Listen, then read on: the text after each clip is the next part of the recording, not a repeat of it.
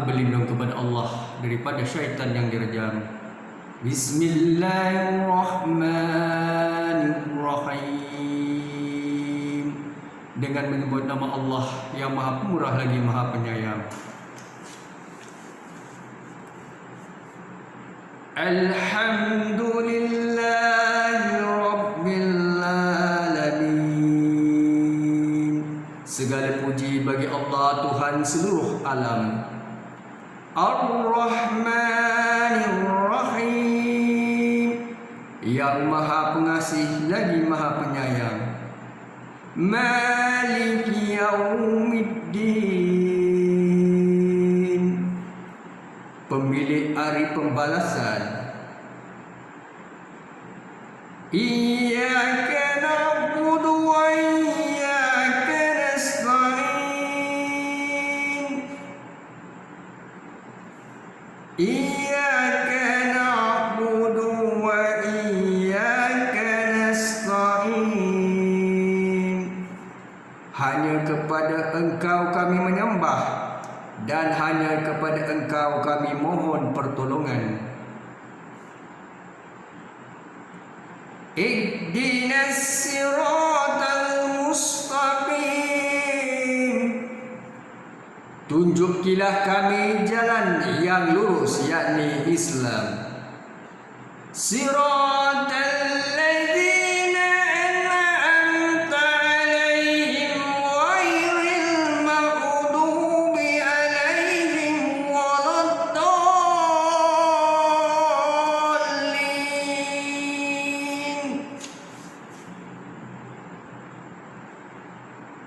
Jalan orang-orang yang Kau anugerahkan nikmat atas mereka, bukan mereka yang dimurkai, yakni Yahudi, atas mereka, dan bukan mereka yang sesat, yakni Nasrani. Tuan-tuan dan puan, surah Al-Fatihah Ummul Kitab ini mempunyai pengertian yang cukup jelas. Kalau kita melihat kepada konteks kepimpinan seorang pemimpin, kita bukan saja memimpin diri kita, menguruskan diri kita, menjaga segala perkara yang berkaitan dengan kehidupan kita, kehidupan seharian kita, kesihatan kita, kerjaya kita.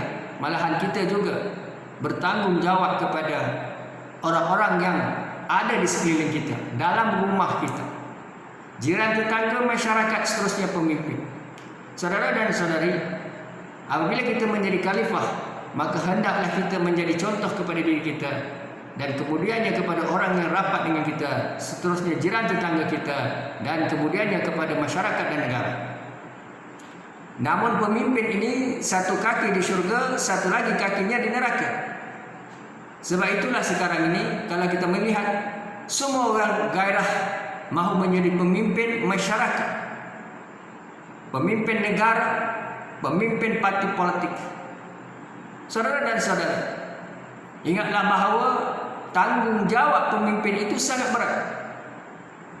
Namun dalam kegairahan untuk menjadi pemimpin, ada di kalangan mereka yang tidak fit maupun bersiap-siap.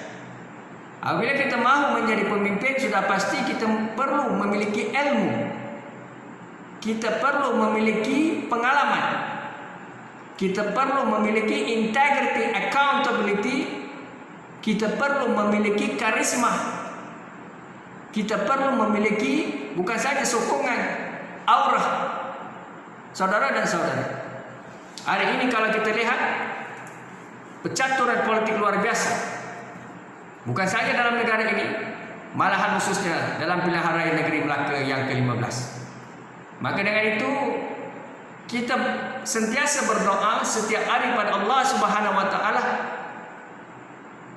supaya tidak kiralah siapa yang diberi ruang dan peluang, mereka-mereka yang sebenarnya telah dicalonkan atau akan dicalonkan, baik dalam parti kerajaan ataupun bangka maupun mereka-mereka yang mau bertanding secara bebas, hendaklah mereka sentiasa bukan saja menjaga amalan integrity, accountability, amanah dan menjadi pemimpin yang baik. Namun mereka juga mestilah sentiasa bersiap siaga untuk dipersoalkan, dipertimbangkan oleh Allah Subhanahu wa taala di akhirat kelak. Hari ini manusia terlalu gairah, tapi apabila mereka telah mendapat jawatan, maka akan datang lagi sikap takabur, sombong dan ego. Inilah yang berlaku kepada kebanyakan pemimpin di Malaysia ini, baik negeri Melaka. Daripada Barisan Nasional maupun Pakatan Harapan, sikap ego, bongkak, riak, takabur ini wujud. Bukan al-fitnatul asyari bin akhad, tapi itulah realitinya. Apabila mereka mahukan undi, maka mereka merayu-rayu. Selepas mereka mendapat undi, mereka akan merasakan diri mereka lebih berkuasa. Mereka akan memilih-milih pengundi, memilih-milih rakyat, memilih-milih ketua jabatan, memilih-milih di antara demografi bangsa, kaum dan kulit. Mereka yang menjadi ketua menteri, menteri besar, Perdana Menteri maupun Esko di peringkat kerajaan negeri maupun jemaah menteri, hendaklah sentiasa berlaku adil kepada semua rakyat. Tapi apa yang berlaku apabila mereka berkuasa? Mereka akan membalas satu sikap yang tidak baik, yang mana syakwa sangka kepada penjawat awam, syakwa sangka kepada pengundi UMNO Barisan Nasional, ataupun apabila UMNO Barisan Nasional berkuasa, maka bersangka buruk kepada pengundi DAP, Amanah, PKR, mereka-mereka yang menjadi proksi-probi atau ketua jabatan yang sebenarnya dahulu menyokong kerajaan pakatan ataupun Barisan Nasional akan disenara hitamkan. Inilah di kalangan mereka yang bersikap sombong, bongkak, dan mereka lupa sesungguhnya kuasa yang ada pada mereka itu tidak akan kekal. Setiap 5 tahun apabila DUN dibubarkan atau Parlimen dibubarkan, maka akan berlakulah pilihan raya. Sama ada mereka dicalonkan ataupun mereka bertanding dan mereka gagal. Ingatlah, sesungguhnya kuasa yang paling tinggi adalah kuasa Allah Subhanahu wa taala. A'udzu billahi minasyaitonir rajim. Aku berlindung kepada Allah daripada syaitan yang dirajam. Bismillahirrahmanirrahim. Dengan menyebut nama Allah yang Maha Murah lagi Maha Penyayang. Alif Lam Mim. Alif Lam Mim. Zalikal kitabul la raiba fihi.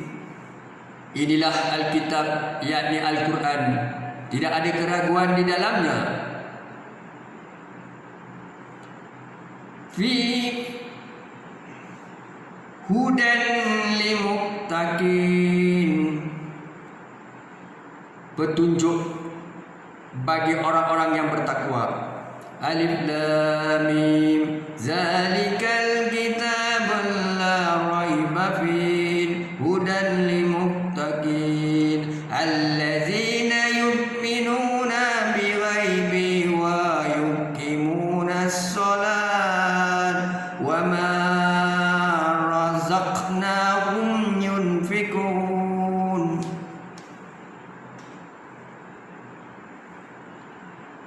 Orang-orang yakni mereka beriman kepada yang gaib dan mereka mendirikan salat, dan dari apa yang yakni harta kami rezekikan pada mereka, mereka menginfakkan.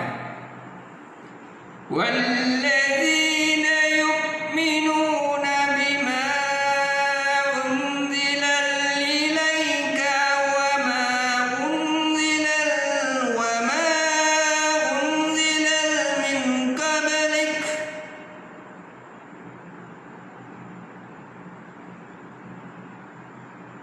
Dan orang-orang yang beriman dengan apa yang yakni wahyu diturunkan kepadamu dan apa diturunkan sebelum kamu, dan kepada akhirat mereka yakin.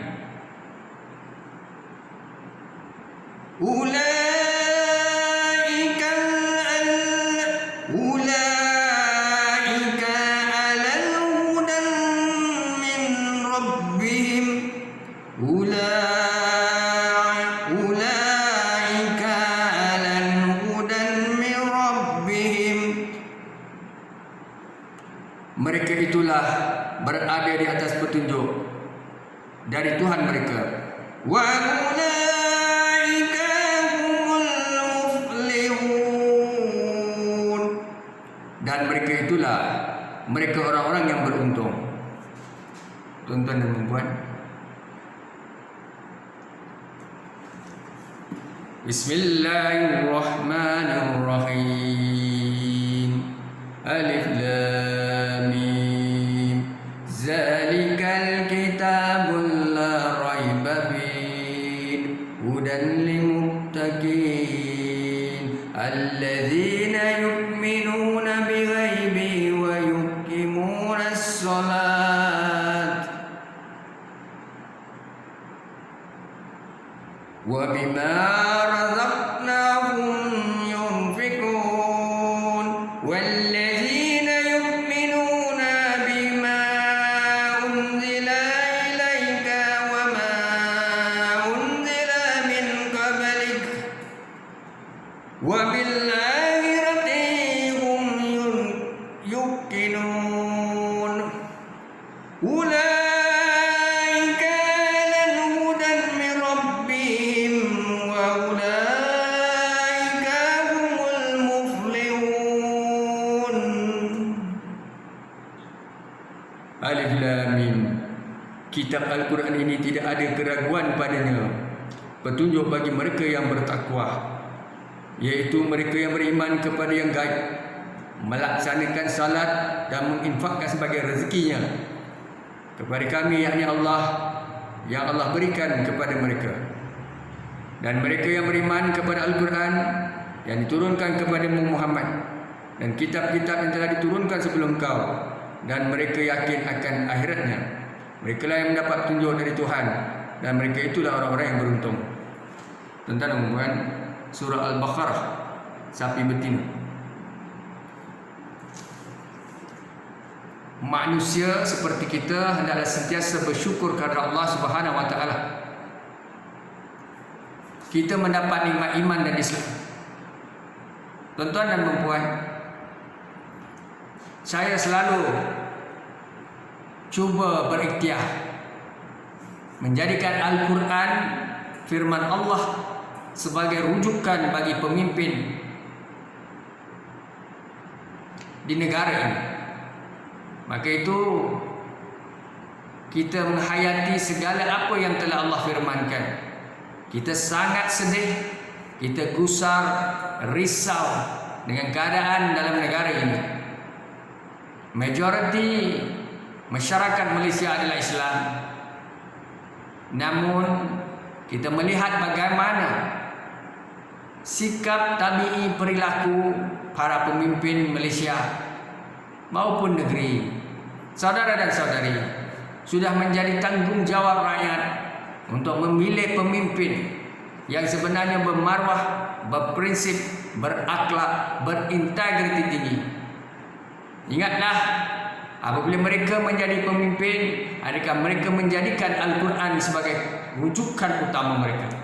Adakah mereka menjadikan Al-Quran sebagai teman dalam perjuangan?